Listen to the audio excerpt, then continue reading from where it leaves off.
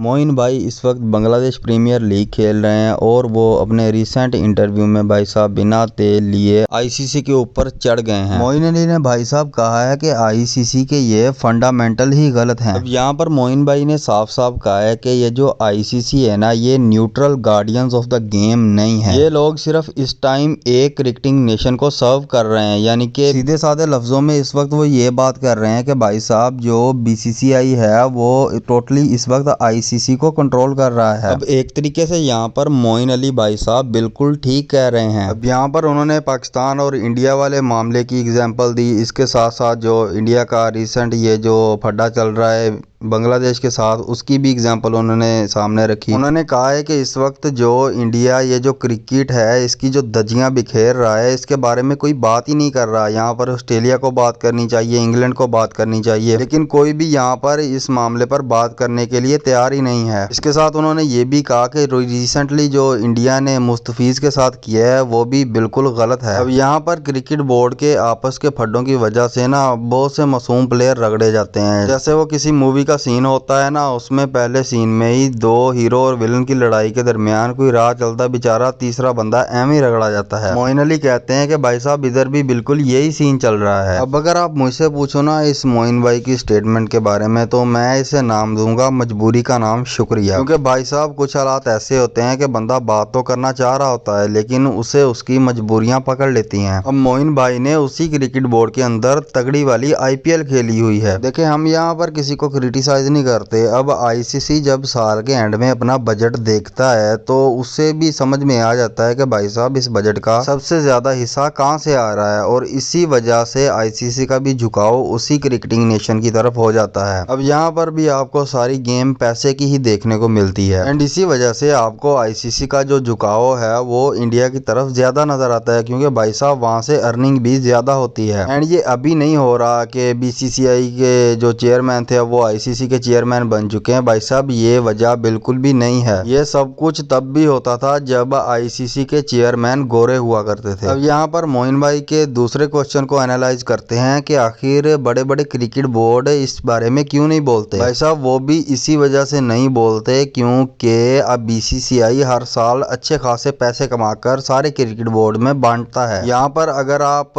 Bilateral series की बात करें ना, आईसीसी इवेंट को एक साइड पे कर अगर हम बायलैटरल सीरीज की जो अर्निंग है वही देखें तो वो भी काफी हद तक एक बड़ी अमाउंट है जो कि बायलैटरल सीरीज इंडिया के साथ खेलकर दूसरी कंट्रीज कमाती हैं। तो जनरली इसी वजह से बाकी क्रिकेट बोर्ड भी इस बारे में बात करने से थोड़ा कतराते हैं कि जहां से हमें पैसे आ रहे हैं तो हम उनके साथ आखिर क्यों बिगाड़ें। अब इसके साथ साथ जब इंडिया का आईपीएल शुरू होता है तो वो प्लेयर्स को तो पैसे देते ही देते हैं, लेकिन प्लेयर्स भेजने के लिए क्रिकेट बोर्ड को अलग से पेमेंट करते हैं। तो इन हालात में आप खुद बताएं कि आखिर कौन सा क्रिकेट बोर्ड है जो कि बीसीसीआई के साथ बिगाड़ने पर राजी होगा। तो एंड में मैं सिर्फ यही कहना चाहता हूं कि ना बाप बड़ा ना भैया, भैया सबसे बड़ा देखो रुपया। बाकी आज की वीडियो यहीं तक। आप इस बारे में क्या सोचते हैं कमेंट्स में लाजमी बताना। मिलते हैं बहुत जल्द एक न्यू इन्फॉर्मेटिव वीडियो के साथ।